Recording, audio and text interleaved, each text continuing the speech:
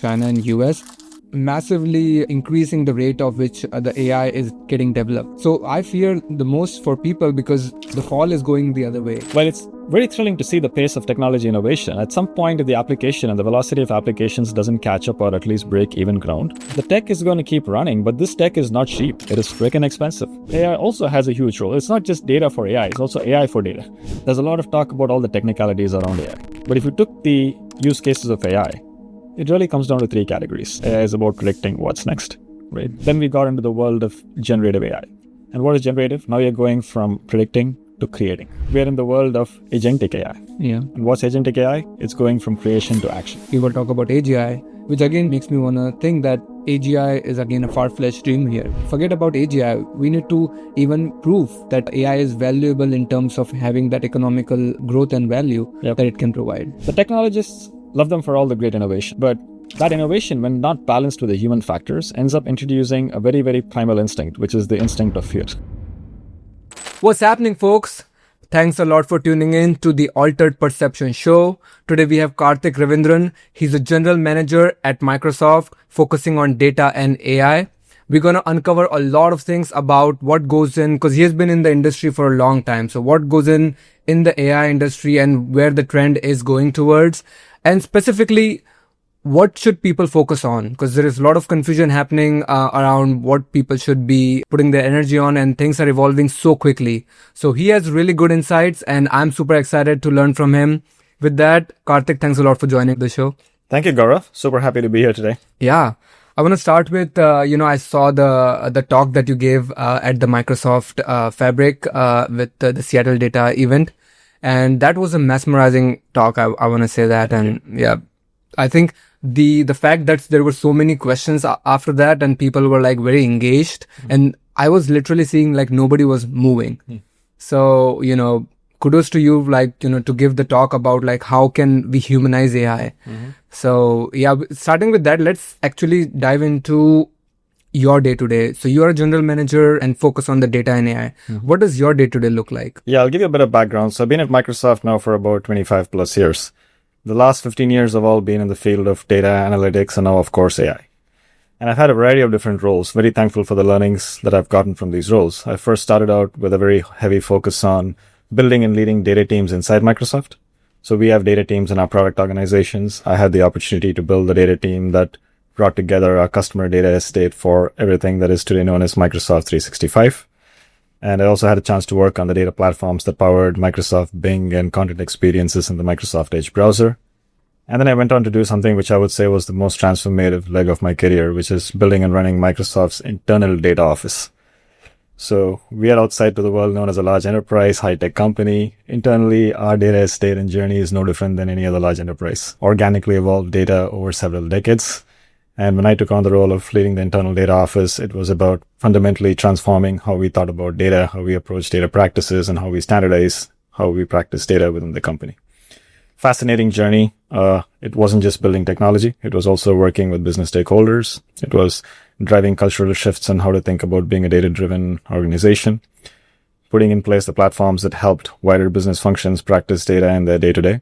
And eventually really get good at applying insights from data to guide our product decisions and serve our customers well. So let's talk about that. Your career has mostly been around data, and you have seen like ins and out of what goes around having the data, at the same time how to use the data. So with all the data and the data analysis field, I'm pretty new to this and I don't have that much tech background, but can you explain like what goes around, like how do you even start this, dealing with data in the tech world and even at Microsoft? Yeah, I think data is a very, very interesting topic. I've seen very few topics that bring out the passion in people as much as data does. And whether it's a forethought or an afterthought depends very largely on the organization. To a large extent, up to this point, and I would say up to a few years ago, data was generally an afterthought. It's like, hey, we've got applications and systems, they generate data, great, we build some reports, we look at reports, they tell us what happened, we make some decisions, and we move on. But today, if you look at the fundamental shift that's happening with AI that's coming in, there's a very subtle change that has happened. It's no longer about applications or systems generating data. It's about data powering the very basic intelligence that is now starting to steer the code paths of all your applications and systems. Right? The whole phenomenon of AI now is about how can AI, grounded on data, with the context from the data, start taking on more and more of the accountabilities of what used to be previously deterministically programmed systems and applications to scale both the functionality of the systems as well as to help scale the users of those systems. And this is a very fundamental shift that's happened in the industry, right? Where data can no longer be an afterthought. It's a forethought.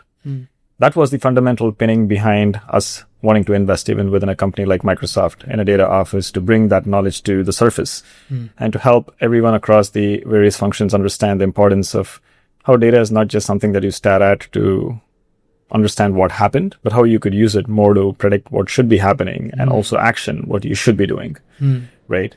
Back when we started the journey, it wasn't as much anchored on AI because AI was still, there was still data science and machine learning, but AI, I would say, really took off in the last 2 to 3 years. With the advent of generative AI and everything else after that.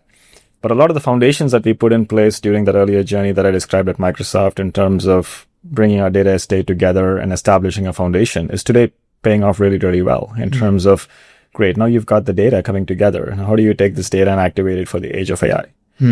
But the biggest challenge in all of this is data by itself is not going to work magic for an organization. There's another critical primitive that you have to bring along. And this primitive is the humans and the people, right? Because eventually the humans and the people are the forces who are generating a ton of data, almost all of the data that gets used by an organization. And it's the people who have to apply the data, right? Whether they apply the data to serve their own functions or whether they apply the data to serve customers who everyone in the company has to care about, right? And applying the data now in the context of AI, where AI, while it brings all the goodness of the scaling that it can offer, is also only going to be as good as the data that it is trained on. If your data going into AI is not great, your outputs of AI are not going to be great either, right? So the importance of really treating the discipline of data and getting that foundation right so that AI can also benefit from that foundation and truly help scale the human in ways and contexts that matter to the organization is a very fundamental shift that needs to be internalized deeply. And that is now a massive change curve in the wider industry. So we are in the crux of very exciting times. All of this is still taking shape. There's lots of things to be figured out. But looking forward to unpacking more as we talk more. You said it well, we are living in such an exciting times. And I'm super excited on what you just said about data and how humans can use the data, right? There's a big push and two things happening, right? To your point, we are developing strategies to kind of use the data and how to even take it further and predict. How can we predict from the data that we are getting and not only existing, but we also have the unstructured data and then synthetic data, right? So there are so many different opportunities we have on the data, but it doesn't do any justice if humans are not unpacking it to the max or humans are not taught to use it, right? So there is also this data training component, right? Could you help us understand how big is data training and what are some tips around how can people train their data in their organization, in their startups and all? Yeah, so there's two facets of data training, right? And before we go there, I think you rightly called out hey, it's very important to get humans comfortable with using data. Now, in the recent 2 years, with all the AI goodness that is starting to come up, there is another critical actor also in the mix. An actor that's going to be consuming and using data at unprecedented scales. And that actor happens to be AI, right? So now for organizations, you've got human actors, you've got AI actors, and the trick is in figuring out how to get these two actors to complement and work together really, really well to maximize the benefits that the organization can achieve with AI, right? There's a common misconception that's floating around, which is hey, AI can take on everything that humans can do and can be the one-all and be-all. I'm not a proponent of that line of thought for the simple reason that the data that feeds the AI is anchored on context. The context of an organization is rooted in its people and its functions. The context is never static. It keeps evolving on an ongoing basis. And as businesses shape, as markets shape, as the organization's offerings and service lines shape, the humans at the center of all of those parameters are front and center to making sure that the context that keeps feeding the AI is always current and reflecting the organization's values and contexts. But don't you think that that AI can also adapt? AI can also learn this context as people are also evolving? AI can certainly learn. And this is the interesting virtuous cycle that organizations have to prepare for, right? because there are contexts that AI is going to learn from the human signals it govern as inputs. But then there are broader market factors, there are broader customer contexts, there are broader intangibles that may not always manifest in the form of data, but which occurs through the more higher edge creative thinking of humans. The creative thinking of humans, which starts to match patterns and create much more values and principles-based systems, which drive an organization's products and offerings, where that context richness and the ability for a human to focus more on those types of evolutions and opportunities, as opposed to dealing with the constant grunt work, is a great opportunity for the human and the AI to complement each other really well, right? The challenge, of course, is AI can operate, think, act at scales that is much faster and much larger than I would say like most people can. But if humans instead look at that as a positive, which is being able to offload the tasks that are highly repetitive, highly time consuming, even tasks that are at times dangerous, and in some cases, tasks that are prone to human errors just because of the sheer scale and volume of the tasks. But if those can be handed off to AI and the humans can focus more of their time on doing the really creative facets of their roles, which requires the context, which requires the human compassion, which requires the human pattern matching, which technology by itself cannot like solve for, then that combinatorial force can become a great 1 + 1 greater than 3 equation. Right. The challenge we have right now is a lot of the talk about AI in the industry is very skewed towards this opportunity of AI replacing humans. Right. The thing that I find very interesting is that getting spoken to as an opportunity versus actually as a challenge that needs to be circumvented and scaled to a different altitude. Yeah. Because replacing humans is not an opportunity. Yeah. Like at the end of the day, if you start replacing humans, it's like not only do you lose out on the context, but the very purpose that this tech is supposed to serve, which is make humans better, gets defeated.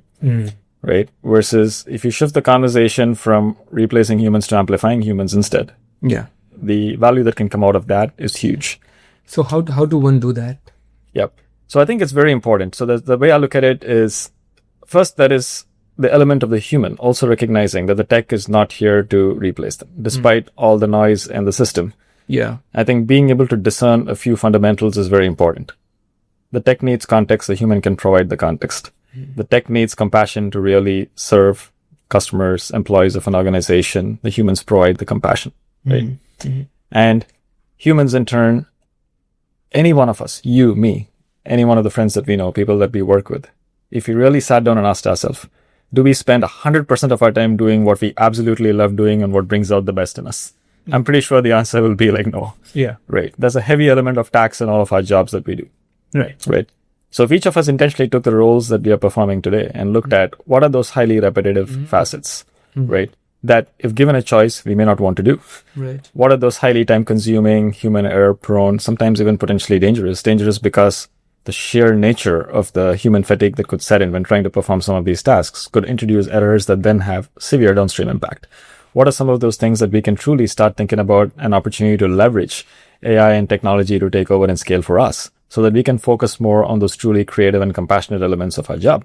If the humans can get their head around that, right, I think there's a tremendous way where the humans can set the pace and set the tone for how to bring AI into the mix and achieve this much 1 + 1 greater than 3 outcome. Right? See, that's where things get complicated because I totally echo you, and that we should be, almost augmenting humans to kind of wrap their head around, like how can they leverage AI and data to their full potential and focus on the compassion as well as the context. But there's also like this competitive factor between, like, for example, China and US, which is like massively increasing the rate of which the AI is getting developed. So I fear the most for people because the AI is advancing so fast that humans are not able to keep up. I mean, and the ratio is every single day even increasing. So what's your thoughts on that? Like, I understand where you're coming from and we should definitely humanize that. But like the fall is going the other way. Like, how do one stop that? I think that's a great point you bring up. So let's unpack it, right? And also let's look at it through the lens of what is spoken about and what is heard versus what's actually happening, right? And I think here, the patterns we are seeing here are not very different from previous, I would say, technology revolutions, evolutions, whatever you may name it, right? From the industrial age to the world of the web to digital to now AI. Every shift brought about a massive change curve. And the change curve, when it first came, the technology was always ahead of its applications. But every evolution to this point has amplified humans more than diminishing humans. I don't see AI as being any different. But now if you take the point that you brought and really unpack it, yes, there's a ton of R&D going into building models, making models more sophisticated. And the investments that are going into it is tremendous. But if you think about, let's go back to GPT 3.5, the very first model that first kicked off all of this high energy for AI. Yeah. And now that's gotten to almost version 5, maybe even 5 plus. And then there's a whole bunch of other models that have come in.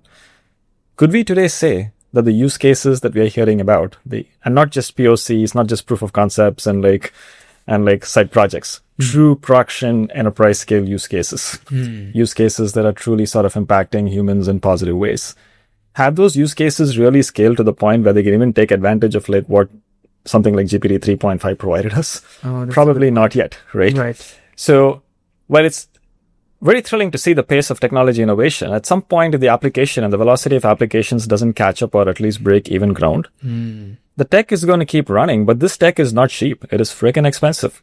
The investments that are going into this tech to try to build it, run it, it's crazy expensive. Yeah.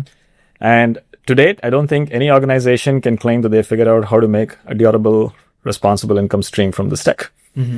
But if that trend continues, who's going to pay to keep the tech running? Yeah. Right? So the applications have to connect with the humans. I see what you mean. The humans have to not just use the tech, but also have to contribute to shaping the tech and building those applications that other humans can benefit from. Yeah. And if that virtuous cycle gets distorted to the point where the tech is so far ahead and the applications are so far behind, eventually organizations are going to hit a brick wall. And that wall is going to be like, how do you keep this thing running when we still haven't figured out the economics of it?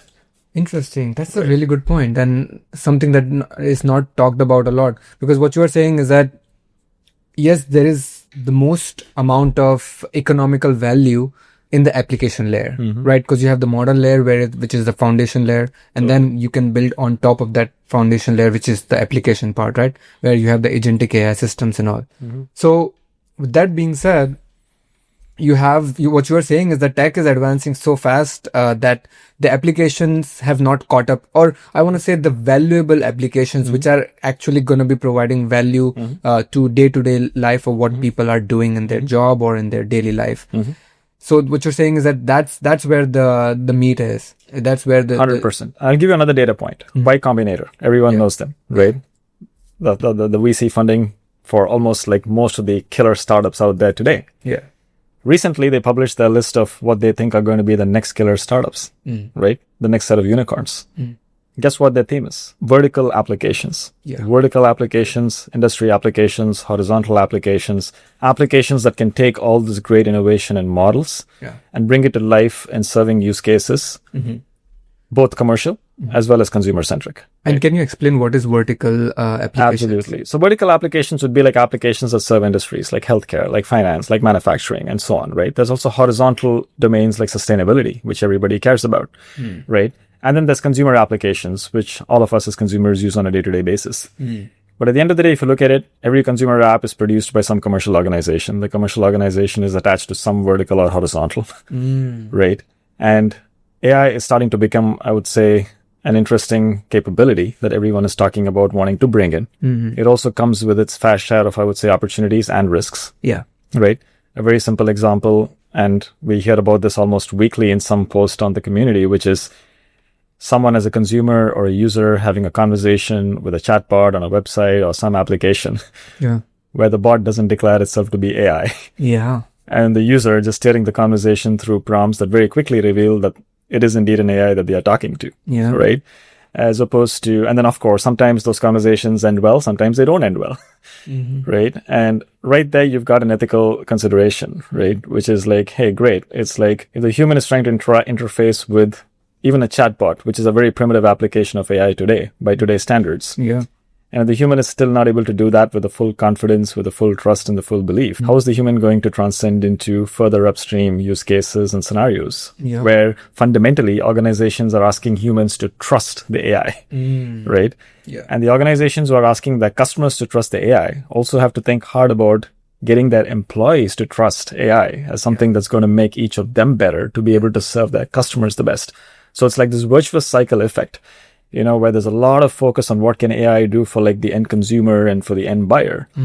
But we also cannot lose sight of the fact that a critical force that needs to build those valuable products for those end consumers is actually another human persona who is the employee. And if that human persona doesn't embrace and and play the game together with AI, the outcomes are probably not going to be as great as what organizations think they can achieve. That's such a good point, because and that employee factor, those employees have to learn how to use AI tools. 100%. And I work in construction, and I'm sad to say that a lot of the people that I see in my network, not just my company, but all my network, hardly 2 or 5% of the people know how to use AI tools. And I'm not just talking about ChatGPT, which is the basic layer. Totally. We have so much still to learn. And to your point, those actors are the ones who's gonna take the actual useful AI to the next level.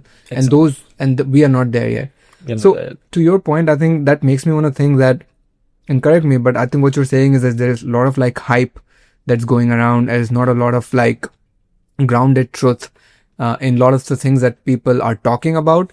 And then there's also concept like, AGI, right? People talk about AGI, which again that makes me want to think that with your conversation that AGI is again a far-fetched dream here. Like, forget about AGI. We need to even prove that AI is valuable in terms of having that economical growth and value that it can provide. Is that right?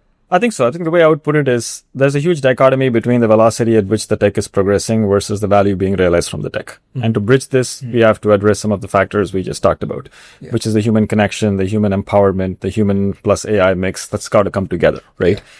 I think the hype on the kinds of problems that the technology can be solved is yet to be proven at scale. There's lots of great, I would say, content that gets shared and the learnings that get shared around things like proof of concepts and minimal viable products. But if you really look at it through the lens of the applied organizations who are taking this thing and putting it into production, the true large-scale deployments, I would say, are few and far apart. They're not yet at the scale of like software applications like in the prior generation. So that clearly shows that there's a gap to be bridged there, right? Now, is there truth to the power of the technology? I think there's truth to the power of the tech. The tech is incredibly powerful, right? But is there truth to the level of, I would say, excitement around the use cases that are being realized? I think that is where there's more to be bridged from a gap perspective, right? Where today a lot of the focus is on the engineering facets, is on the technical facets. And that's natural because most technologists are super geeky. Everyone gets excited when a new tech comes in. They want to go tinker with it. And it's awesome to do that. But in that energy, in that passion, I think something that gets unconsciously diluted is considerations as to, great, how would this actually work at scale? What are some of the ethical things that you have to think about in terms of how you incorporate humans into this product or solution that you might be building? Right. Thinking further down the path of like, great, what are the economics of this thing? Like, how is this going to work? Right. At the end of the day, the tech costs a ton. How are you going to balance the value that is provided to the point where a customer is willing to pay for this value, right? And then which then gets that virtuous cycle in motion, where the spend is also being offset by the income streams that are being generated. But income streams don't get generated if you don't deliver value. Like, how are you going to generate income? Don't generate value, right? So that mix is something that is still very much, I think, in a state of, maybe hype is not the right word, but I would say it's in the state of development and unpacking. Yeah. We're still long ways to go, then people realize. But there's one key dimension, Gaurav, which is the dimension of fear, right? I think, and this is a very important one to talk about. The technologists love them for all the great innovation. But that innovation, when not balanced with the human factors, ends up introducing a very, very primal instinct, which is the instinct of fear, right? The number one, I think, change management challenge that organizations have to think about is you can't expect your workforce to just become AI savvy and to become like AI experts if the people that you want to embrace AI are approaching it with an instinct of fear. The fear being grounded in, wow, if I train this thing, if I get this thing to be really awesome, is it going to replace me? That is just a very basic primal human instinct that I think leaders have a huge role to play in first addressing and helping lead by example in showing the people how the benefit for the people is the ability to do more of what they're uniquely positioned to do, but also creating a safe house and a considered environment where they inculcate that learning cycle And they also lead by example in providing examples, of how that thing could be put into motion. Way too many leaders today talk about the fanciness of how the technology can scale automation and take over like human tasks. But very few are talking about how by virtue of doing that, it frees up the human to do more of what they can and should be doing, and which they haven't even untapped into their potential of what they could be doing. Yeah. That balance is completely off right now, right? So there's a lot of, I think, noise in the system around, hey, my workforce is not ready to adapt to AI, right? And my workforce is like resisting AI. But anytime those things come up in an organization, I would encourage the leaders to reflect deeply and be introspective and first asking the more basic question: what can I as a leader do to remove that dimension of fear? What can I as a leader do to build that element of confidence in the person in my organization to help them recognize how embracing AI is going to be a win-win, not a win-loss? Right. So what are some of the tips for those leaders and even people who are like tech savvy, like young generation, people who are getting into this AI, they love AI, but they don't have that much high level leader knowledge. What tips do you have? 100%. So we should start first with, I think, one of the good things that this tech has done, which is previously to be able to use AI, you got to have like a PhD in data science. Yeah. Pretty much, right? Yeah. Like, in fact, when I ran the data office, which is now almost 6-7 years ago, like the machine learning and data science projects that we ran required people who are really, really deep in the algorithms and in the discipline of data science. The one really good thing that the advances in AI have done is it's kind of like democratized, almost to the point of commoditizing, the tech and the applications that the tech can serve. Yeah. Right. And what people fully don't see is you don't have to be like a professionally trained or educated machine learning specialist or data scientist to be able to apply AI in your day-to-day purposes. There's a lot of talk about all the technicalities around AI. But if you took the use cases of AI and broke it down into language that you, me, and layman can understand, it really comes down to 3 categories. Right? 5-10 years ago, it all started with predictions. AI is about predicting what's next. Right? And that is what the industry typically calls as traditional AI now. Then we got into the world of generative AI, which is literally like 3-4 years ago, maybe even 3 years ago. And what is generative? Now you're going from predicting to creating. You're creating original content that can augment a human, right? And now we're in the world of agentic AI. And what's agentic AI? It's going from creation to action, right? Where the AI can now actually start doing things. Doing things sometimes on behalf of the user, sometimes in concert with a human user, right? And so if you look at these 3 use cases, like predicting, creating, or generating, and the generation can also be like Q&A type responses. You ask a question, it generates an answer, that kind of stuff. It doesn't have to be generating new content, right? Like, images. Exactly. And then actions.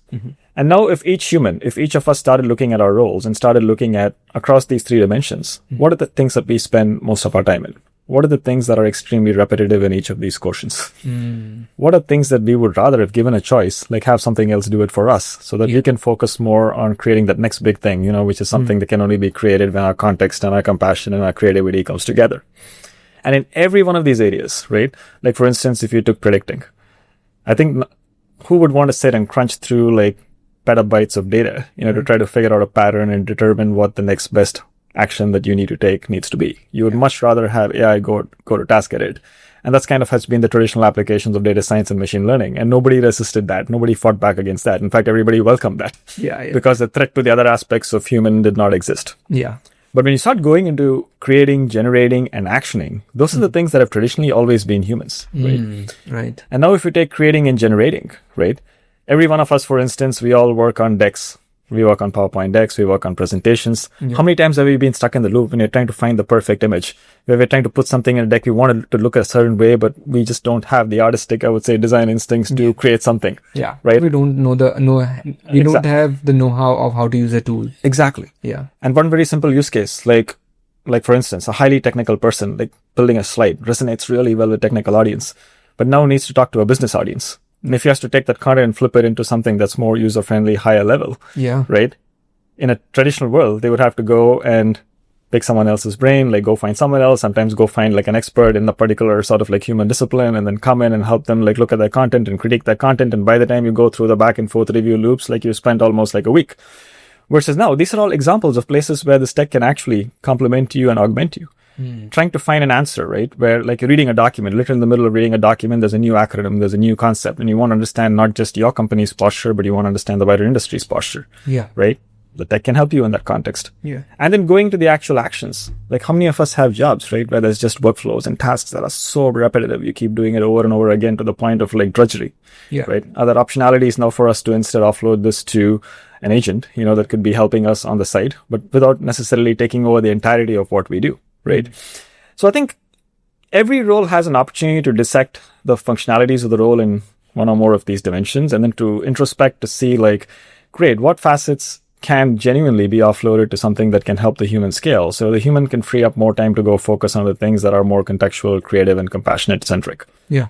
And as leaders, I think there's got to be some creative reasoning and thinking that leaders have to promote together with their people, to take the roles in existence, to look at those roles deeply, to even like anoint leaders, functional leaders for each of those roles, to go in and not try to right off the bat figure out like how to go and infuse AI into it, but to just take a step back and approach it from a more human perspective, a layman context of like, let's break down what this role entails into tasks and into dimensions of the task. Let's take each dimension and think about the repetitiveness, the drudgery, the dangerousness. Let's think about areas where you could genuinely sort of scale with something that can help you do this faster and better. And then let's think about what are the facets that truly need to continue to have that human element to it. Yeah. Right? And then can we redefine some of these roles? Can we run some pilots where we take a set of people who are willing to get trained into this new way of working and help them experience it? Then can you take those people and convert them into evangelists who go bring along others like them into the fold and help them grow it? Right. So this is hard work of leadership. It takes time. And I would love to get to a place and see a world where leaders are more intentional about this. As opposed to just going all in and saying like, this tech is here to replace people. I want to cut my people. And it's like, that's the completely wrong talk track to lead this transformation with. Yeah. I honestly don't understand why do you want to, cut your employees because, you have developed like some chat bot or something that you think that can benefit and like you don't need that much force. Whereas you can just train those, out of 100 people, let's say you're letting go of like 40 people. You can train those 40 people to use that chatbot to advance it and you grow your business further. 100%. Like I don't understand it. But again, it comes down to leadership. And it comes down to leadership. It comes down to examples, right? Like for instance, I really like what Starbucks is doing recently with their applications of AI in the in-store experiences. They're not deploying AI bots or AI agents to replace the human baristas.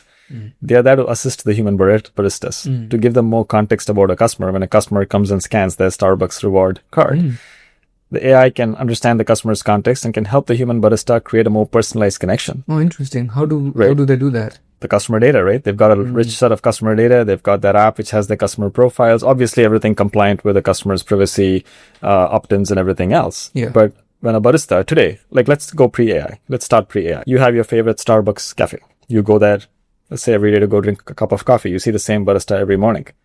My personal experience, it takes about 3 visits and the barista knows you by name. Totally. Right? Yeah.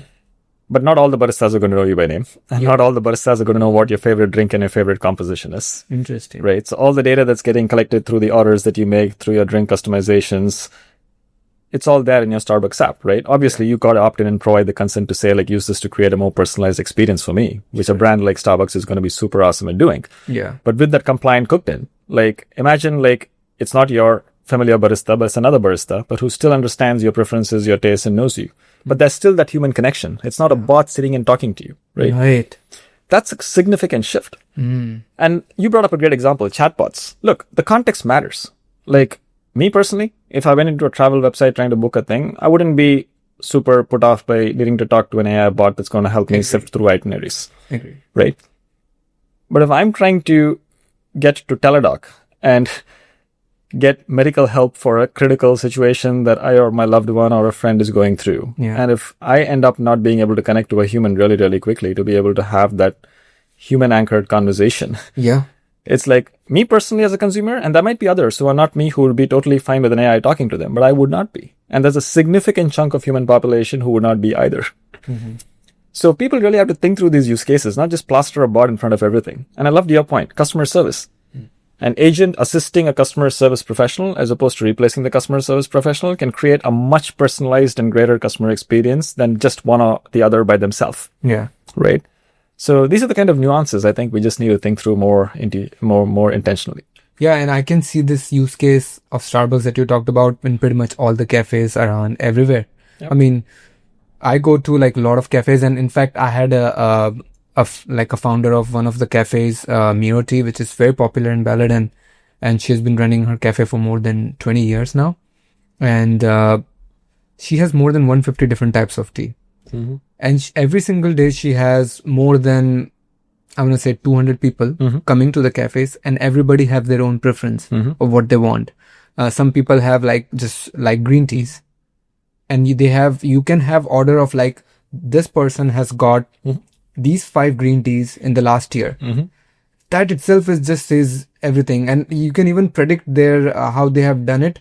In the past, like, because certain times in the summertime people drink more green teas because it's like more calming and more cooling to the body. 100%. So you can kind of leverage that data, but still have the human cashier. Yep. And kind of work with 100%. You got it. And that same experience could transcend across domains. Yeah. Like take a technical support scenario, right? Yeah. Especially in a complex, let's take a really large company like Microsoft or Amazon or Google. Most of the times when the customer calls you, they calls you because they're really upset about something, right? Because these days to do the fun stuff, most of the information to do it is already there. Yeah. Right? Versus when they call you, something's really broken. Right? And in that kind of an interaction, you have to understand the customer's context. Yeah. But the customer's context that accrue to the point of that phone call is a combination of multiple events that have occurred leading to that situation. All that rich signal, all that rich data has to get stitched and connected to give that service agent the information that he or she needs to understand what is the customer's state of mind when they're coming in. Right? There's a big difference between I'm trying to code an application, I don't know how to get the syntax right, versus my production server is down. Yeah. You can't speak to the customer in the same tone in these two examples. Yeah, absolutely. Right? And if you don't have the context and if you don't have all the information to guide the conversation, it becomes a very negative experience for the customer. Yeah. And in the production server down scenario, 8 out of 10 times, the customer will want to speak to a human. Yeah, totally. Right? Yeah. And so I think these are some of the nuances, right, which need to be thought through very intentionally. Totally. And this is not going to happen just by the people building the tech, because I also have a lot of empathy for the people who are building the tech. There's an entire, I would say, line of discussion in the industry, right, which is taking a very heavy hand on the people building the tech in terms of saying like, hey, it's like, where's the responsibility around how this tech can and should be used? Should they be responsible? They should. Because when people build the tech, they should also think about use cases. They should provide some guidance. And I'm not saying that that's not an accountability. But it's not just that accountability. I think if each of us wear 2 hats, and most of us are going to wear one hat or one of the 2 hats, some may wear both hats. There's builders, there's users. Builders are also going to be users. Then there's users who are not going to be builders. But the commonality, the least common denominator in both is the user.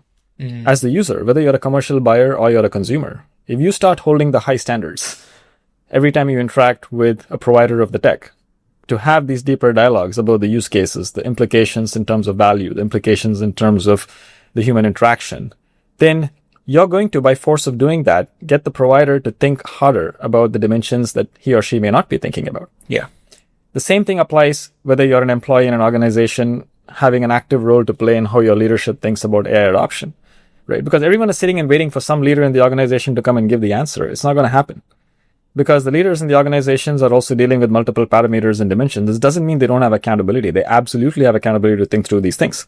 But that accountability is going to become so much more effective to navigate if the employees also had a voice and a role to play in shaping how they think about things. Yeah. If every employee in a function took accountability for how they could infuse AI into their role to augment them, to amplify them, that conversation will be more pivotal in shifting a mindset that might be shaping towards replacing, largely informed through external forces that have no clue about how to apply AI in a certain context. Yeah, it's a yin yang. Right? It's a yin yang. It's like both have to be working together, and its power is for the employees and at the same time for the leaders. And it's almost like a servant leadership. They have to kind of understand that they have to kind of guide and like make sure that they are not afraid. The employees are not afraid of AI, rather they are encouraged to use these tools in their everyday so that they can 100% use this task and at the same time focus on the larger level, higher level tasks like creativity and context. I also wanted to ask you said rich data. And it's interesting, even with examples of cafe or Starbucks, you mentioned rich data. There's also like this ambiguity wherein people talk about data, that all these AI systems require data, that you need to feed in a lot of data so that it can be making a really good prediction or creating or doing tasks, right? But there's also lost, there are a lot of things that are lost in translation wherein the data quality also matters. 100%.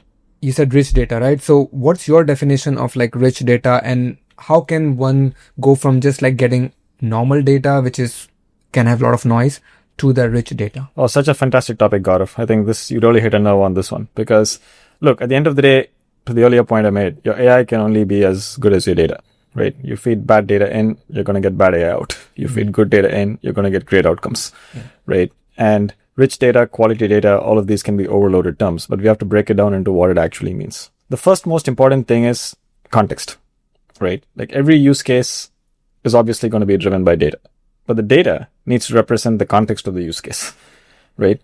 There's a lot of noise in the system around AI being able to chew on large data sets, as you rightfully said, being able to figure out things in the data set. But the amount of cycles that the AI will need to discern good data from bad data, to be able to extract context from the data when that context already exists in the minds of the practitioners who are shaping the data. Why? Why do you have to put AI to that kind of use cases when instead the data can be shaped to serve the context and the use case for the AI? And this brings a very, very fundamental practice. And this is something which resonates loudly with almost every customer that I have a chance to talk to about getting ready for the world of AI. Unlike the tech builders, the customers who apply the tech are very, very grounded. The vast majority of the data leaders that I've spoken to in the camp of, we are super excited about what AI can do for us, but we are also very, very aware of our data estate needing to be ready for our AI. And we need help figuring out, how do we get our data estate in shape? How do we think about data quality? How do we think about the right level or amount of data quality for a certain use case? Where is the balance between the role that our employees have to play in shaping data quality versus where AI can help us? These are all critical considerations that every data leader thinks about before they go jump into the bandwagon of activating AI use cases, right? So this whole topic, which you've likely heard of, data governance, data management, right? Often these things get looked at as like some academic thing or something which nobody wants to touch with a barge pole. But right now, they're some of the most crucial things to get right, right? Where if your data doesn't have the right policy set around it, doesn't have the right quality set into it, what you feed into your AI could be completely off context, off quality, and then the outputs could be really, really poor. So if you break down what you call rich data for a certain use case, to me, it comes down to the following dimensions. The first one is context. The data has to be contextual to the purpose that it is serving, right? There's no use serving a data set that has no relevance to the context of what you're trying to accomplish into the AI algorithm that is trying to build a model or train a model for a certain use case, right? The second critical thing is the right amount of data quality, right-sized data quality, because there's no one-size-fit-all in data quality.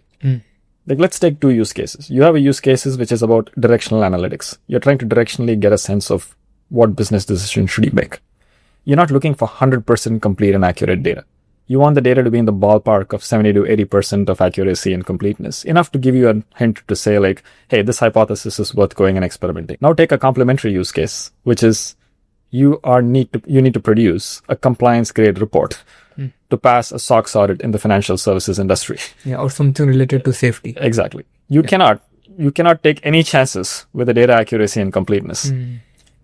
Now, if you took customer data, which is such a critical piece of data for any organization, customer data can serve directional analytics. Customer data can also serve stringent, high compliance scenarios. The quality of the data needed for these two scenarios are very different. Right? So contextual data quality is about understanding what is your scenario and making sure your data has enough quality for the contextual scenario, as opposed to trying to over-engineer it or under-engineer it. And that is a critical facet which requires the human understanding of the application and the context to be able to inform and set the right guardrails on what are the thresholds that are acceptable and not acceptable per use case. Right? So these two things, the notion of context and the right amount of quality, are two key dimensions. There's a third one, which is policies, right? Like, as we talked about earlier, there are two broad categories of actors who are going to be working with data going forward. There's human actors and there's AI actors. And now you have to start treating your AI actors like your human actors, probably even more stringently. In the world of humans accessing data, policies like securing your data entities, securing like rows of data, securing cells of data, all of that has been like pretty much the state of operations for the past several decades. But now think about AI. AI's use cases of data are going to fall into three categories. The first one is train. Your AI model is running against your data, it's grounding against your data, and it's building context through the data set that you're using to train it. Right? The second one is reasoning. The model is being trained. Now you're into whether it's agentic AI or generative AI. You're going to feed it a prompt, you're going to feed it a task, and this thing now has to go reason. And as it reasons, it's going to do multiple loops, including against the data that it's been trained on and new data to figure out what plan of action and task it needs to go execute. The third use case of data for AI is inference. This is real time in the heat of the use case, where the user is coming in, there's a new data signal that's flowing. It needs to be able to take the data signal, pattern match it against what it's been trained on, draw an inference and a conclusion, and go perform an action. Right? So if you look at this, in many ways, many of these facets also apply to the human uses of data, but now at a much larger scale. So if you don't have the right policies around which AI, what type of AI is capable and should be capable of accessing your data with context, you could end up in situations where you end up either not training the model to its fullest richness because you've put such stringent policies on your data that your AI training cannot really get the goodness that it needs to get out of the data. Or you could end up with this one-size-fits-all policy where you take the exact same grain of policies that you put for training the model and then apply those policies for the inference at the edge, which can create a whole bunch of exposure risks. Because the policies that you need for training a model versus the policies for applying the model in a real-time use case are not the same. They can be very complementary. So treating AI actors, AI agents, and the various modalities of AI also, as actors on data and thinking thoroughly through the policies that need to be instated for them is as critical a component, right? So those are the three things I would say: context, quality, and policies, right? Three very, very important facets that collectively make up good, rich data for each use case. And there is no one size fit all. Like, this is the most common conversation that I tend to have with customers, right? Which is, should I get my entire data estate in shape? Should I get all my data quality in shape? Should I get all my policies in shape and then start my AI journey? That would be like an academic project for years. Versus what we would recommend is, focus on a use case. Understand what data you really need for that use case. Shape that data to a rich state to serve that use case. And then rinse and repeat. The initial cycles will be slow, but as the snowball effect starts to kick in, future use cases can build on the work you've done for the prior use cases. And then over a period of time, you end up gaining a lot of benefits. Your data is contextualized for the use cases. You truly form a deep understanding of what data you really need. And this is very, very important because organizations have collected so much data as afterthought in the past, where assuming that you have to take all the data forward into the world of AI is probably not the best assumption. Versus if you drive it top down through use cases, you can be more selective. And by virtue of this, when you work through your most impactful use cases, you'll now also be left with an entire set of dark data estates, which you can then make an objectified call on. Do I keep those data estates? Do I decommission them? Do I archive them?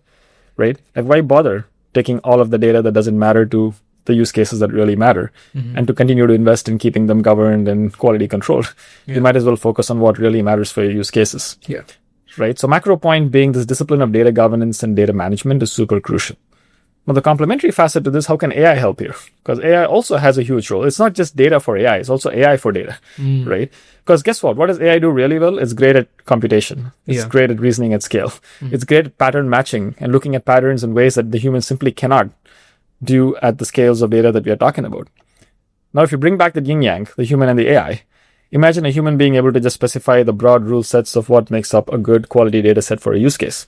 And then putting an AI agent to task to take those rule sets and go look at the entire universe of data, pattern match, synthesize, compute, and really sort of like take on some of these things of even to the extent of saying like, great, based on your context, based on your use case, based on what you've described as the functional need, here is what I think are the quality checks that need to be executed against the data set. And the human being able to intervene and say, great, looks good, doesn't look good, provide some signals, and then the AI being able to take that and go and operationalize that as quality gates and checks across the data pipeline. It's a huge opportunity, right? And it is so important because the quality contexts sit in the minds of the business users, sits in the minds of functions across an organization. Now imagine the opportunity you have created. Like, talk about a new role being created in the age of AI, Yeah. like data quality stewards. These stewards can sit in every function. They don't just sit in a central IT function anymore. The IT function can really focus on how to put the best models and how to train the models and how to operationalize the models at scale, versus the business users in every function can be having an active role to play in feeding the contexts that determine and define what good quality data means for their respective functions. And together, the humans across an organization plus AI can take something which has been a very hard problem to solve, data quality, and take it to an entirely different level of efficiency and productivity. Yeah. Right? So that's an example. Yeah, thanks for explaining that. I think that those three points like really jives to what I was thinking earlier, but I think I was not able to kind of form that into one group. And thanks a lot for sharing that. I do wanted to ask you, you mentioned about like, certain role that IT department or IT team can be taking. Now, as you know, like if you're focusing on the tech, then, in tech, you have software developers, software engineers who can kind of code and can develop tools for internal use as well as external use. But in these domains like healthcare, construction, and any other industries like oil and gas, and these industries, we don't have that much techie people, tech savvy people, but they do have IT, department. Do you think? And this was also called out by Jensen Huang, from NVIDIA CEO. He did say that the IT department will be the keeper of AI. Do you agree with that comment? Do you agree that the IT team will be the actual governing factor of how the AI will be imparted into organizations? Yeah, so I'll speak from my own experience, like the data office journey that I went through. Like we've seen 3 operating model shifts in how we do data, even within a large enterprise as Microsoft. We started out in a very centralized operating model because data was considered to be a very pristine resource that had to be safeguarded with strict policies, right? And its applications needed to be strictly governed, and everything was in the hands of the IT department to make sure that the checks and balances and locks were in place. And that helped us get good discipline control over how we manage data. But here's what it impacted. It impacted the agility of the business to be able to apply data and adapt the applications of data to their fast evolving use cases, right? And especially as the business function started to get more and more data savvy and tech savvy, like our marketing department, for instance, we deploy like about a team of 100 marketing and data technologists. They understand the domain of marketing very deeply, more deeply than any IT person will ever understand, right? Rinse and repeat finance data, rinse and repeat HR data, right? And the complementary skill sets that IT and the business functions bring are very complementary, right? One is very focused on infrastructure, high scale production engineering, like security, compliance, versus the other is very focused on business applications. And you need both, right? The 2 different contexts, the context together make a secure, responsible, impactful application of data, right? And so we swung from what was a very, very centralized model to what became a very decentralized model. And the decentralized model brought with it lots of issues. It brought the agility at the edge for sure. But the issues that surfaced were now there was no one way to do data quality for common data. There was no one way to set security policies for data sets that are shared across organizations, right? And this quickly starts resulting in even simple problems like the same metric showing up as 2 different things and 2 different numbers in 2 different reports, which then fundamentally raises questions on the sanctity of the data, right? So when I took over the data office, 2 things are very clear. 100% centralization will not work. 100% decentralization will also not work. The federated model is the model that can really bring the best of both worlds together. What is a federated model? I'll get into that. So in the federated model, things that can and should be common are common. Things that can and should be shifted to the edge for agility are shifted to the edge, right? So in this world, IT or a data office within IT or even an independent data office would focus on the common platforms, the common infrastructure, the common services that everyone should be able to onboard onto and use, right? Let's take data quality, the example you brought up earlier. You can have a data quality platform or a data quality service. And that you don't want every business team going and investing in a point data quality service. You ideally want to have like one hub for data quality provided as a service. But the rules, the context that get fed into that data quality service can come from different domain functions, right? You don't want to lock down the rules and the policies to an extent saying that only IT can set those policies, because the challenge is that IT won't even understand the business context deeply enough for them to be able to do that. You could clearly set up operating models, like take business requirements and go and like follow the business requirements and the back and forth between IT and the business. But that's the thing that frustrates the business owners. The amount of time that they have to take to go through that churn, as opposed to saying like, I understand my policy. I know what I want. Yeah. Why can't I just configure this thing? Yeah. And then the challenge is most of the tools historically have been so technical that business users can never use those tools, right? And that brings up another challenge of productivity, which most businesses do not want.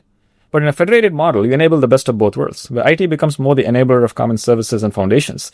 IT still owns, I would say, the policies and the context for things that are truly, I would say, shared across the broader enterprise. Yeah. But each business also has the flexibility. Each function has the flexibility to come in and partake in that life cycle, owning their applications, owning their data estate, not building their own platforms, but onboarding to the platforms and owning their own data applications. And that creates a very great, I would say, combinatorial effect. Now, taking that to the question you asked about AI and the statement that Huang made. There's two facets to AI. AI is also going to be federated. You're going to have AI governance, AI policies, which I think is too nascent right now to just go and decentralize into every organization. So in that context, it's a maturity curve. For where we are today as an industry, I do agree with that statement, which is there's a certain element of AI governance and AI policies that have to be taken very seriously. And until the muscle is developed across a federated ecosystem, you're better off having a common function. And I think in the industry, they talk to it as a chief AI officer, the chief AI office. It's almost becoming a complementary function to like the IT office or the data office, right? But someone really has to bring in that discipline of what does AI governance look like? And what are the facets of things that should be done commonly and done really well? How do we make sure we don't end up with exposure risks and compliance risks by virtue of like these policies not being followed? That needs to be done in a common manner. But the AI applications themselves, in terms of the applications of AI in finance or marketing or HR or any other business function, that requires the same kind of context that data needs to be applied in a meaningful way. So I personally am more a proponent of the federated model, right? Which is things that can and should be common. And in the world of AI now, I think the increasing focus on governance and policies, which is very important, should ideally be done in a very disciplined, standard way. But then that is not a reason or an excuse to hamstring the agility that you need at the edge, where the applications can still be responsibly activated through a federated ecosystem. And when done well, the responsible core, the common facets of this federated model, will enable and accelerate those edges. It won't slow down the edges.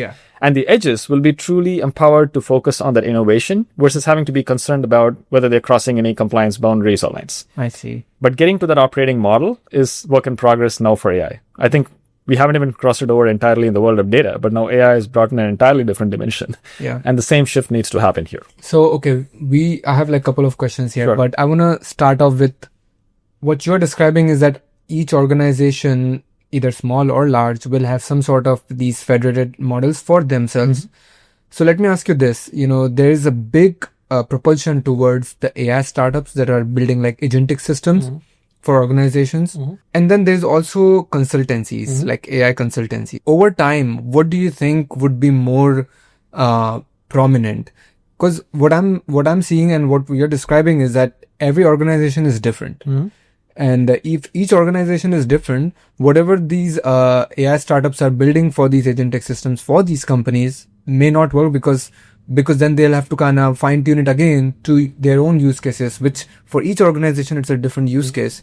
So do you foresee that there's going to be more AI consultancies tackling these challenges, or do you think that there's still going to be AI startups more than anything? Fantastic question. Wonderful question. In fact, I would say let's take 2 steps back and walk towards the AI scenario that you described. Let's start with the ERP applications, and then we'll go to SaaS apps. And then we'll go to AI. If you go back to ERP apps, SAP, right? SAP, like Workday, like you name it, like all. Let's dissect that. What is an ERP app? So ERP is like an enterprise resource planning system, right? So it manages all your manufacturing systems, your financial systems, everything that you need to run a large scale enterprise, the back office functions, right? In a common platform.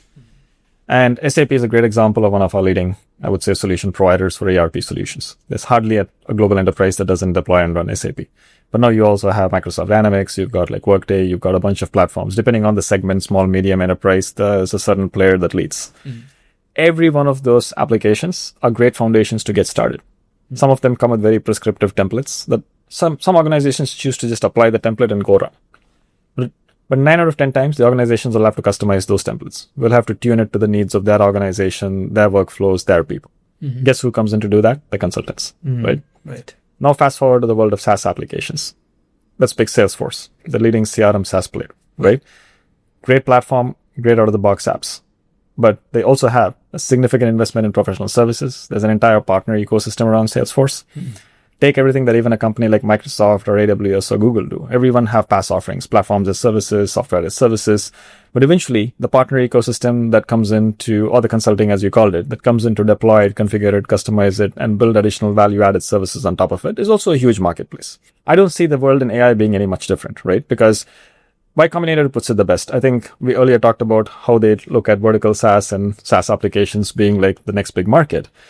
There was another great quote they made. I may not be quoting this exactly word to word, but the quote is like, every SaaS app is a killer opportunity for AI agentification, right? Because every SaaS app at the end of the day has workflows and has task automation and has facets that involve like a fair amount of human data entry and tasks. Now you bring an agent into those solutions, and there's not a single SaaS provider today who's not thinking about building agentic capabilities into their apps.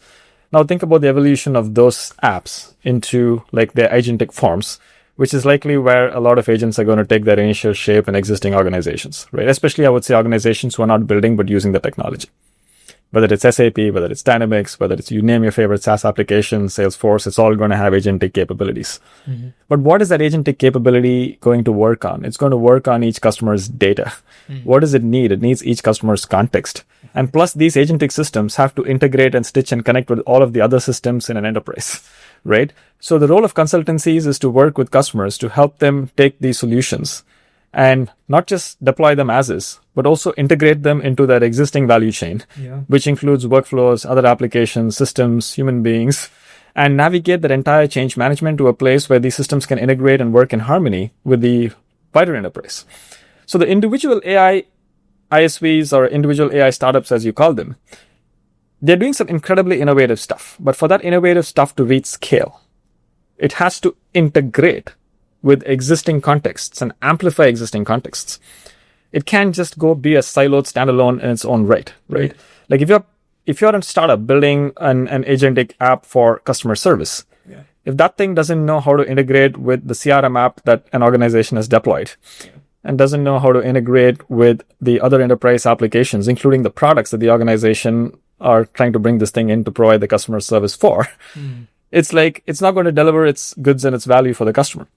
Right? So the role of, I would say, not just consultants, but also IT-like departments within organizations is going to have a significant play in taking these innovative AI apps, model solutions, and integrating them into the context and the workflow of an entire enterprise. In enterprise, it's a very, very different ballgame.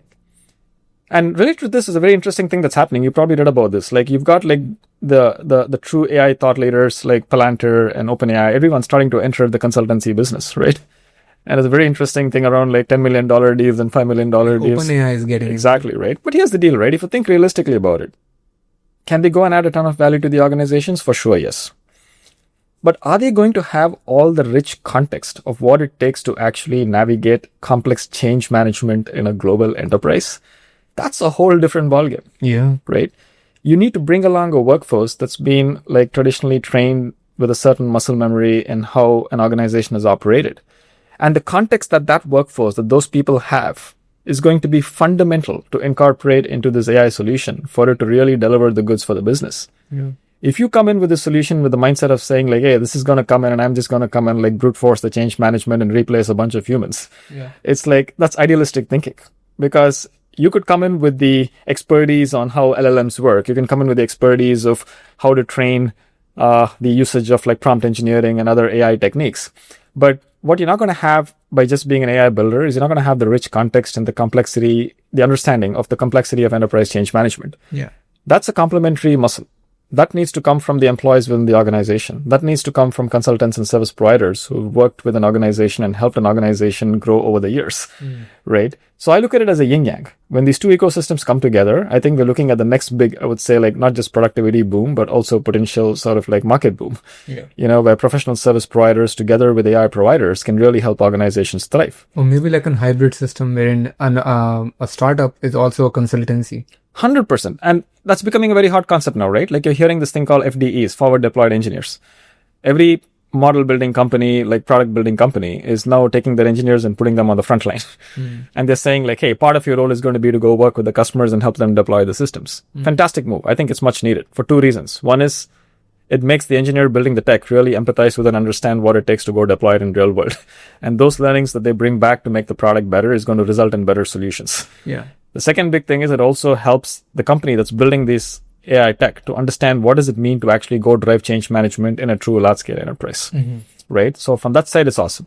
Now, similar to forward deployed engineers in startups or any AI company, not just startups, there's also the notion of the micro ISV opportunity that can get created in the solution providers or the consulting agencies. Because previously, right, what prevented the consultants from being able to build great products? It's the CapEx investment and the investment that goes into doing it. But now with AI democratizing a lot of that and making a lot of that commodity, the consultants who have those years of domain expertise and knowledge can rapidly crank out solution accelerators where they can take customers from 0 to 60, not just with the coolness of the tech, but also with the coolness of the tech applied to the contextual understanding of the domain. Right. And some of these consulting services firms could go on to become the next generation of killer ISVs. Absolutely. Right. So a lot of these folks are sitting trying to figure out like, oh my God, what's going to happen to my business model? Is it going to fall flat? I would encourage leaders of such organizations to think about a unique USP that they have, which the AI pure tech companies do not have. They have an understanding of the domain. They have an understanding of their customers. If they can combine that with a goodness, going back to the 1 + 1 greater than 3, right? If they can combine the power of AI with the domain knowledge and now start looking at themselves as micro ISVs, start shifting their services business models from charging for billable hours and wanting long-running contracts to instead now pivot towards saying like, my differentiation is I'm going to get you a solution accelerator that's going to help you get productive with AI from 0 to 60 in like 30 days. And I know you're going to get so much value out of it, right? Where I'm confident giving this to you, as a solution for you to get started with. And I'm going to monetize based on the customizations that I do for you and tailoring it for your needs. And then they can do that a few cycles. And then they can eventually end up potentially building, who knows, maybe the next great startup, which can become a product in its own right. And the muscle power that these folks can bring with that contextual and domain understanding can create the next sort of killer startups that Y Combinator talks about. Right? Where those startups, when built by the people who understand those verticals, understanding those domains, is going to be 10x more powerful than folks who try to build it without that understanding. I'm not saying folks who don't have the domain understanding cannot develop it, but you got to realize that in large organizations, tech is the enabler. It's not the solution. If you don't bring along the change management of the people and the process changes and everything else that surrounds the tech, you might put something into deployment, but that thing is not going to handshake with everything else that it needs to work with. And then the end outcome is not going to be great, which is the reason why most projects today are stopping at the POCs or the MVPs versus truly going into high scale production. Right. So the opportunity is huge. I'm so glad you asked that question. And you mentioned a lot about, just in general coding, for example, like, I'm seeing like a lot of code being written by, Claude Code or Cursor or Windsurf or any of these apps, or Lovable, whatever you want to call them. So if they keep developing like this, do you foresee that the coding will almost disappear in terms of like people don't have to write code, and they will all automatically be just doing some sort of like context engineering or prompt engineering? Wonderful. Be done with it? Wonderful topic. So let's talk about this. I think this is where there's a very fundamental shift from software engineering to AI engineering as the industry speaks to it, right? And here I would highly recommend our listeners to get a hold of a copy of a book called AI Engineering. It's written by Chip Huyen. And she's done some fantastic work in her research. And there's also YouTube videos where the book gets summarized in like 1 hour or whatnot. It is the most eye-opening read for me because it demystified for me something that's very, very basic and simple, which is AI engineering is an evolution of software engineering. Keep in mind that today to use AI, you don't have to be a professionally trained data scientist or machine learning expert, right? But you have to have the domain context and you have to have the integration abilities of an engineer to take a piece of tech and integrate it and stitch it into a wider enterprise tech landscape, right? A lot of AI engineering is about applying the same discipline of software engineering. But now, to the earlier discussion that we had, deploying AI to take care of the things that in the past used to be things that you had to do repetitively over and over again, right? And there's this tremendous advantage here for developers to really graduate and up-level into being architects and engineers who are always going to be needed. The complexity of taking a piece of AI tech, integrating it into the surround enterprise systems, the ability to orient the interface of the tech to serve the unique needs of the business users and the functional experts in their organizations. The ability to put the right policies around it so that it's operating in a secure, compliant manner in adherence with the enterprise contexts. But then isn't that the role of the business analyst or like product manager? the product manager and the business analyst can define the requirements, right? But there's still going to be some level of, I would say, enterprise integration that needs to happen, right? If they know the requirements, they can just feed that requirements to a cursor-like app. Yes, but again, the cursor-like app is going to spit out an app for a particular use case. Yeah. That use case now has to integrate with another set of surround enterprise systems. Yeah. So let's say you're using a cursor-like app to build, like, say, for instance, a simple task list app for a very specific domain within an organization. If that task list app doesn't integrate with the surround collaboration tools and communication tools and other enterprise systems, then it's not a complete solution, right? So I think that is just the reality of, like, how far an AI-powered development tool can take you. And again, this is not just me. There's a lot of great, interesting posts even on LinkedIn of developers who take a very balanced posture to this, right? And the balanced posture I find is neither extreme. Like, there's two extremes. There's one extreme, which is like, oh, this AI thing can come in, it can entirely build the app, and it's like, I don't need developers. And I'm not in that camp. I think that's fiction. That's not reality. There's another camp which is super resistant, which is like, I would never use this thing to write code because the code is so low quality and it's bad, and it's like every possible excuse to not use this thing. Yeah. There's a really interesting camp in the middle, right? Which is like, this thing can get me from 0 to 60 and save me the time that it takes me to do the drudgery stuff. And then that is going to be like a significant portion of what it takes to now take this output, look at it. And if I'm not an engineer who understands code, there's no way for me to validate whether what it spit out is actually like workable in a production enterprise environment. Yeah. And if I'm not an engineer who understands the context of my enterprise ID ecosystem and all the systems that I'm running, from security to compliance to other enterprise applications, there's no way I'm going to be able to take this thing and integrate it into that entire mix. So basically, earlier in my, like, I'm not in the tech industry, but I have heard that my friends who were Python developers were focused on Python developing code. People who were like JavaScript were focused on JavaScript. Yep. With the advancement of AI engineering, what I'm seeing is like much more, you have to have like that diversity, that you cannot be reliant on just one language that you have learned and been using for like 10 years. Yep. You need to learn pretty much all the languages out there, or like at least have some context so that you can guide the cursor-like agents. I would level it up even beyond language understanding, because the way I look at it is the syntax, the semantics, right? And then there's architecture, design, and a bunch of things that surround it to really take the program or the app that you write and make it enterprise scale. Yeah. I think AI is getting really, really good at the syntax and the understanding of the syntax and generating code, right? There's still, I think, a lot of debate about how enterprise ready the code that it spits out can be, and oftentimes it's based on the use case. The opportunity that I see for software engineers is to really, really focus on the second part of that term, software engineers, to really focus on becoming the engineer versus just being focused on language syntax and programming languages. Because the programming languages, at the end of the day, if you look at the underlying primitives and constructs, they are fairly language agnostic, right? A lot of the primitives are still very, I would say, language agnostic, to the point where it's about the syntactic sugar and the familiarity and the preference of a certain language that depends on how you apply the constructs. But if you look beyond the syntax and embrace the fact that AI is going to get really, really good at spitting out code for you, but if you don't have an understanding of the primitives and the context, you really can't make a judgment call on whether what the AI produced is high quality or not. Yeah. So you do have to know some level of syntax, to your point, but the constructs and the primitives and the design patterns, the fundamentals are more important than any one particular syntactic sugar, right? Yeah. But it doesn't stop there, because the code is just one artifact. The code has to be integrated into a much broader system, which includes integrations with surround enterprise systems, which includes policies, which includes security, which includes compliance. And this is where the engineering facets now start going into integration, start going into wider enterprise architecture, start going into domains that just a code spitting out agent is not going to solve for. Yeah. Right? So I would highly encourage engineers to think about the beauty of the opportunity that this thing, when used well, can create for them to spend more time up-leveling into the domains that they wish they had more time to go focus on, versus they weren't able to because of having to deal with the day-to-day grunt work of just keeping the code in good hygiene. Yeah. Right? So the combinatorial effect here can be a lot more powerful versus not, right? Yeah. And it goes back to the same first principles, human plus AI. It goes back to the same principle of look for what are the things that are repetitive, offload them, and focus more on things that you can and should be doing more of. Yeah. Right? Those kinds of constructs, they also apply as much to, I would say, software engineering and now, of course, the world of AI engineering than they ever did prior, right? Yeah. Yeah. So I have like few more quick questions for you.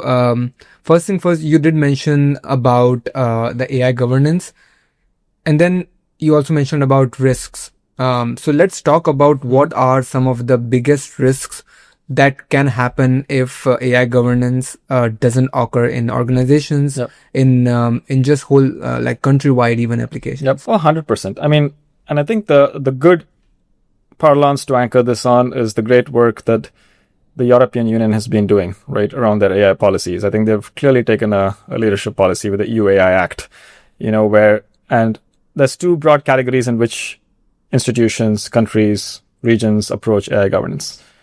One is more through a risk-focused lens, and the other is more on a value-focused lens, right? Mm-hmm.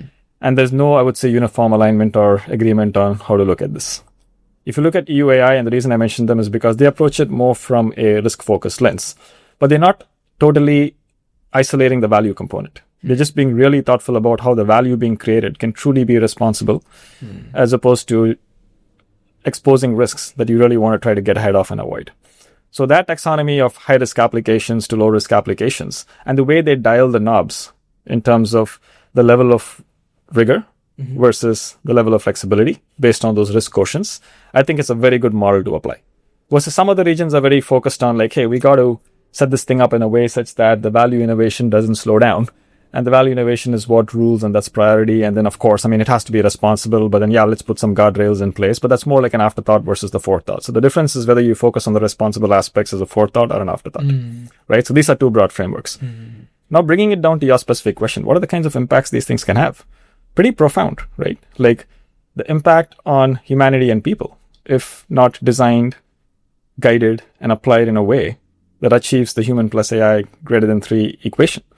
Like if we continue down this path that is currently becoming, I would say, the prominent voice, which is the tech being positioned as replacing humans versus augmenting and scaling together with humans, that's going to have a significant impact, because people who drink that Kool-Aid and go start doing that, you're going to make short-sighted decisions. It's going to come back and bite you in 2 ways. The first way is like, today it might look really attractive for you to being very, very open. Like let's take a real blunt example, like letting go of a team of 10 engineers because you think AI can come and do it for you. But guess what? Once you scale past your customer number 10, you start getting into true production scenarios. You start getting into real life workflows and incidents that your customers face. You're going to be scrambling to go back and hire those 10 engineers again. Versus what could you have done to instead infused AI together with your 10 engineers to create an outcome that could be way greater than what just the AI could produce or just what you could produce. So looking past this 15 minutes of fame and this short-sighted gains to thinking ahead of, you want to run something that's durable, scalable, that is growing to like million users, whatever, like customers, like how are you going to run at scale at that point if you don't have the context and the humans also supporting this thing? That's a very crucial thing to get right? So there's fundamental risk number one is to the impact this is going to have on just how humans approach and think about this and how it impacts humanity. I'm sure you've heard this. Number one topic of discussion in like my friends and community circles. Should my kids study computer science or not? People are freaked out. People think that if you study computer science, you don't have a future, right? And my response to that is, don't look at computer science as a way to get you a software engineering job. Look at it as a way to teach you the primitives and the durable fundamentals, which if you now learn how to adapt and apply together with AI, is going to be knowledge that's going to serve you no matter which domain, no matter which industry you get into, right? And don't constrain your purview of taking a computer science degree as just needing to land a job in one of the FANG companies or in Microsoft or AWS or Google. Think about that as exposing you now to a world of opportunities where every company in the planet is going to be an AI company, just like how every company was a software company years ago, right? So in a world where every company is an AI company, if you have the fundamentals, if you understand the primitives, you understand those building blocks, the knowledge you're going to take, as long as you have the willingness to adapt and apply that to different domains, it's going to be powerful. And those fundamentals can't just be developed like off the bat. There's a lot of value. And let's be clear, computer science degrees are going to evolve. I think every degree is going to evolve to bring in some element of applied AI into it. It's only a matter of time, right? Like there's not going to be any college course that doesn't have some facet of AI built into it that really gets people to think about these dimensions, right? So, but that's the kind of fear it's causing in the minds of people, right? Should I take a path which, if not taken by more people, is going to significantly impact the future generations of innovation and productivity? Now let's talk about societal impact. There's huge impact there too, right? Like this technology is not cheap. It spins up a lot of energy. It has impact on the environment. Let's face it. There's a reason why everyone is talking about underwater data centers and whatnot, right? And those considerations have to be brought into the mix. You can't just sort of like go around like churning models and building these AGI models and everything, like the data centers that are standing on land and emitting carbon at scales that's eventually going to cause catastrophic effects for the future generations. And not to forget, we're in the global warming. Exactly. Economy, let's take economical risks. Yeah. If this trend, this false trend or this notion of like, hey, this can replace humans, this can take on human jobs, if that continues, my friend, it's a virtuous cycle. You're putting money into this thing. You need to get money back to keep running this thing. That money back is going to come from someone who's going to be willing to pay for it, whether an organization or another human. And if you don't have humans who are actually thriving in this equation, where is the other side of the coin going to come from? Yeah. Right? So there's these various gradients of risks, everywhere from basic individual humanistic risks to broader societal risks to broader economic risks, all of which I think need to be factored into this notion of AI governance. Yeah. And then there's the value governance, which is like, great, what's the value getting out of it? The number one conversation right now with customers is, before I go dive into this thing and start going crazy, it's like, I need to understand what's the value and how do I know whether I'm getting the value or not? Yeah. Because guess what? On the surface, the price sheet looks very cheap because most of this shows up as like cents per second or per minute or per hour of compute capacity. But in a real world where you cannot really control how many API calls are being made to AI, these cents can rapidly add up to like thousands, if not tens and hundreds of thousands and maybe even millions. There are literal stories in the industry today where people wake up to like alarming bills because they did not know what went out of control. Yeah. So there's also a layer of governance to make sure that the ROI is in balance with the investment. And increasingly, when this thing starts to get mainstream, customers are going to become more and more diligent about these factors. They're not going to be sitting and sleeping over this. Yeah. Right? So this is where I think the technology builders have to be very, very conscious of these broader factors, not just focusing on what looks like the immediate shiny object, but thinking through what's the end to end. But the answer is not just going to come from the technology builders. Yes. The users, the adopters of the technology have to force that conversation. When they start forcing that conversation, now it becomes a yin-yang. But I think there's also another mix here, the policymakers. Because you cannot just rely on the technology builders or the users, because then you're not looking at from a higher level. Totally. What could it go wrong for the people 5 years later, 10 years later? Okay. Now I have like almost like a quick flash questions for you to end this conversation that we're having. So first thing first, you talked about like how you have community circle where you talk about like what kids should learn, and you talk about that they should learn about software engineering. So let me ask you this: in general, given the software engineering or not, any industry wide, what should the young generation and the kids should focus on, given the fact that the AI is evolving so fast that all the industries are almost getting automated? Totally, 100%. First, I want to make sure that you understood my first statement well, which is I'm not guiding and saying that all kids have to learn software engineering, right? Like the question was more targeted at like folks who come with the very explicit statement of saying, oh my God, I'm not sure if my kid should even think about software engineering. So it's just a perspective to say like, here's the reason why you should probably think about it. Yeah. But the macro answer to your question is very simple. It's like everyone should follow their passion. Like you got to figure out like, and that passion sometimes is not going to come like right off the bat. Sometimes you have to go try a few things before you figure out and decipher what it is that you want to go focus on. I think what AI is going to create, it's going to create opportunities in fields in the past, which were not necessarily viewed as fields with opportunities. Like I'll give you some real examples. I have a friend, right, whose kid is looking to now get into college. Guess what the kid is interested in? Fintech, right? 10 years back, if you asked any parent, especially from certain ethnicities, including the one that I'm from, like the Indian ethnicity, no one would say fintech. Yeah. Right?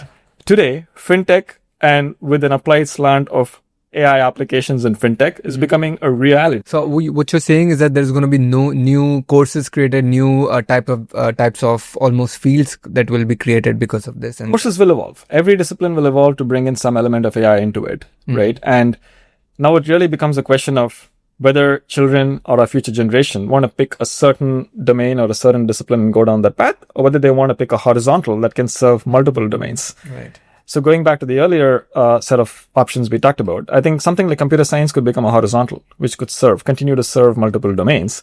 And you're also going to have domain-specific areas. Right. Everything from legal to manufacturing to supply chain to finance to marketing, everything is going to have an element of this tech empowering and enabling it to scale. Yeah. Right? So I think we'll get to a place where when the dust settles and when the hype starts to get more balanced, the opportunities will become more clear, right? And what I'm really excited about what this will create for our future generation is opportunities and career paths which in the past would have potentially been like tabooed as a no-no entry for like several kids.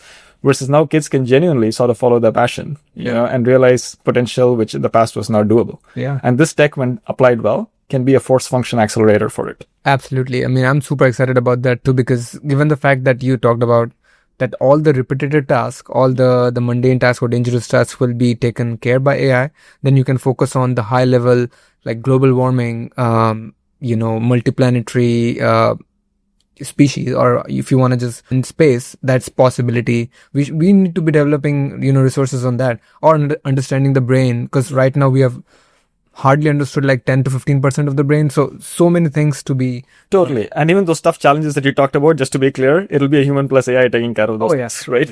It'll take multiple cycles of human plus AI working together before you can confidently say like those tough problems are going to be like solved automatically, right? But you're right. I mean, generally, directionally, you got the concept. Yeah.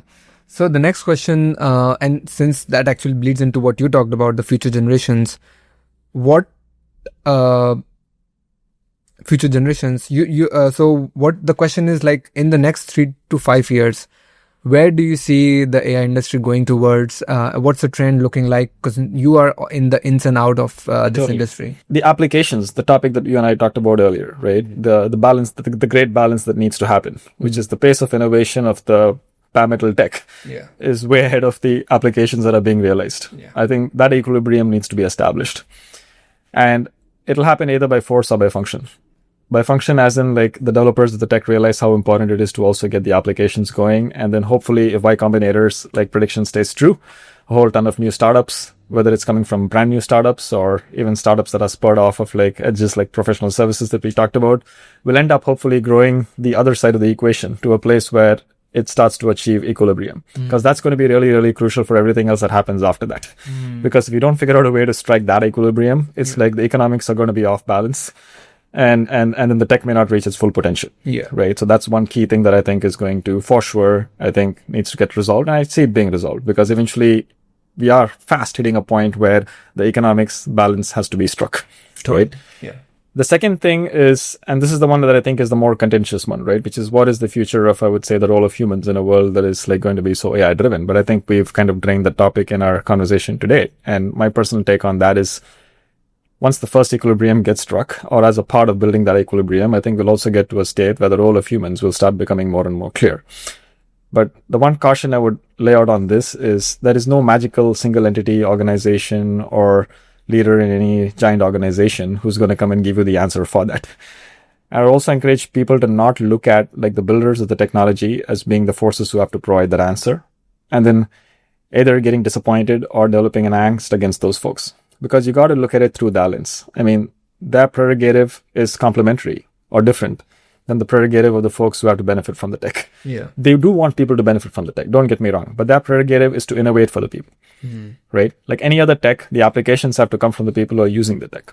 So I'm really, really hoping, and this is more of a hope, that people will start taking more, I would say, self-accountability and ownership of the role that each of us as individuals have to play in striking that balance.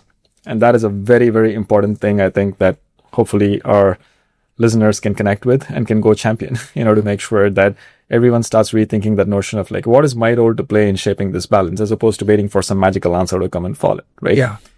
And then down the line, I know, look, from a technical perspective, everyone gets enamored with artificial general intelligence and everything else, and on this, I think one of the leaders was very, very clear, which is, I think, artificial general intelligence and hitting more milestones on just the models and the tech, that's like science fiction. Like, let's get real about what's the impact this thing is going to have on the community and the broader world. Yeah. And there's points of view and opinions that range everywhere from improving the GDP to everything else. But even that needs to be dissected. Like, the GDP is not going to grow if you don't have the economic balance. Right? Because GDP in many ways is anchored on the propensity of people to spend. And if people's fundamental thriving in existence gets challenged and threatened by the tech and its evolution, that propensity is going to go to the bottom. Right? So how are you going to grow GDP if you don't figure out a way to solve the human equation? And how are you going to figure out the human equation if you don't figure out a way to basically get the applications at the same playing field as the evolution of the tech, right? So I think these are three big, I would say none of them have clear answers today, but there are three, I would say, broad themes of facets that have to intentionally be shaped and evolved. For us to get to a place where the full potential of the tech and really helping humans and societies thrive and amplify their thriving can be realized. When do you think that we will be there? I know as much as you do, right? So it is like, I mean, I would put it this way. None of us as individuals, myself included, yourself included, everyone, are any less susceptible or more immune to the risks that this thing can surface. At the same time, every one of us, myself included, you included, and everybody else, have as much of an opportunity to shape what that needs to be, right? So I think the next 5 years are going to be telling, because now we are talking about AI scale timelines. We're not talking about like pre-AI scale timelines, right? Some might even think that 5 years is too long, and maybe they're right. But I think to really get the balances in place and to get to a place where things are well shaped up, my personal prediction is probably 5 years out. I wish it happened sooner. Yeah. But when I say 5 years, I'm not waiting for like a flip switch to happen at the end of 5 years. There's got to be like incremental momentum towards it. But what needs to happen is more of the stories around the balance being struck needs to be shared and needs to be like pronounced to a wider audience. Today, when you go into even a channel like LinkedIn, a lot of the exchanges and the conversations are about the technical geekiness of AI. It's either the technical geekiness of AI or it's about the anti-sentiments against AI. Versus, is there a way to not be at either extreme and to bridge it down to applications, bridge it down to human and community thriving and serving applications? Can we get more of those stories out there? And every one of us have a role to play to amplify that. As we start doing that, I think collectively it's a groundswell momentum that's going to gather mass and then eventually have the impact that is needed. Yeah. Right? The human in me wishes this happens faster. The realist in me thinks it's 5 years. The optimist in me hopes it's 3 years. Oh, yeah. I like that answer. Yeah. So you have an immense knowledge when it comes to AI and data. I want to ask, where do you get your information from and where should people learn about AI? 100%. So for me, it's like, there's two things I do. One is I assimilate information. And this comes through reading posts, blogs, watching videos, and reading books. So there's one part of me which is, and this has taken a while for me to develop this compartmentalization muscle that I'm talking about. I wouldn't say I'm still an expert, still a growing student, but the way I managed to get my head around it is like, gather all the information, not for the sake or the intent of trying to answer any question, but just for the pure joy of gathering the information. Then take a step back and try to assimilate that information and connect the dots and the patterns and then form your own point of view, right? A point of view that can be guided by some existing points of views and also things that you have to hold yourself true to being able to assess, judge against your own values and your statements to see like what makes sense. And one very powerful concept that has been, I would say, game changing for me has been this notion of systems thinking. Right. And there's a fantastic book on this, right? On the systems thinking mindset. And it's an incredible read. Highly recommend people to get it. You know, I'll send you the link. You can post it along with the podcast. But that fundamentally changes the game in terms of how, once you've gathered all this information, how do you now start putting it together into related parts? How do you understand the interconnections and the dependencies between these parts? How do you understand that eventually the net impact or the net not impact of any investment is the sum total of all of these parts as opposed to any one individual component? That systemic thinking becomes very, very important, right? So for instance, the geek in me loves to learn about the tech facets of AI. But the systems thinker in me recognizes that the tech component by itself is not the answer to anything. The tech component has to be combined with the people, has to be combined with the change management that needs to navigate not just for individual people, but also for organizations. And all of this eventually has to stitch with economics, all of which eventually has to stitch with impact and value that can actually continue to feed the beast, which is the tech. Yeah. So when you took a systemic lens on this and start thinking about it more broadly, now you start forming a very different perspective. Right. And then being able to have a very innate sense of what your own personal values are so that you can constantly gut check the learnings and the patterns that you're forming against your values can actually help you unearth certain learnings, which is not just beneficial for you, but can also be beneficial for wider people. If there's one thing I'll encourage people to do, and this is a critical component of learning since you asked, is sharing. Right. Like the community is hungry to learn. I can't tell you how many mentees I've spoken to, how many colleagues I've spoken to who've got such incredible thinking and thought process, but who are scared to go write a post on LinkedIn, right? And I'm like, why are you scared? Yeah. Take the pen, go write the post. Doesn't have to be perfect. Doesn't have to be perfect grammar. Doesn't have to be like the most pristine thing. When you put yourself out there, the community is very embracive. You will get good feedback. Like if what you're saying doesn't make sense, if it's off, you're going to get the feedback. But when you share something that people have been thinking about and people just do not know how to put into words, you might be the first person who actually decodes that puzzle and puts it out there in a way such that everyone can relate to it and get excited by it. You got nothing to lose. You got such amazing forums. Go out there and share more. And for me personally, that has been the biggest, I would say, learning edge for me over the past years, right? Where I intentionally take the time to go out there, write and share thoughts and put posts. And when I'm doing that, I'm not thinking about like, am I right or am I wrong? I'm just sharing a perspective. And the feedback that comes back from the community helps me reshape that perspective. Totally. Every time I talk to a customer, and I like spending a lot of time with customers. If you have the luxury, if you have the opportunity, speak to customers. Speak to even your day-to-day friends and consumers about how they are thinking about all of these things that are shaping up. The nuggets, the knowledge you will gain will be phenomenal. Yeah. Like for instance, right now, the number one dinner table conversation with my kids is, why are you working in AI when this thing is harming people? Literally, that was the conversation for the last, I would say, 2 months. Yeah. And little by little. And it's such a tough question when you're getting it from a 12-year-old. Yeah. Right? How do you unpack that? I obviously can't go start talking LLMs and models and GPUs. I have to talk, the rude cue that he's asking is like, when I grow up, am I going to have a career and a job or not? And I'm not very excited about the fact that you're working on something which everyone seems to be saying is going to be not creating a great opportunity for me. Explain to me why I should get excited about what you do. Yeah. Unpacking a dialogue like that to help him understand, the pros and the cons in a language that a 12-year-old can understand. That by itself is the masterclass of learning. And I failed miserably the first few iterations.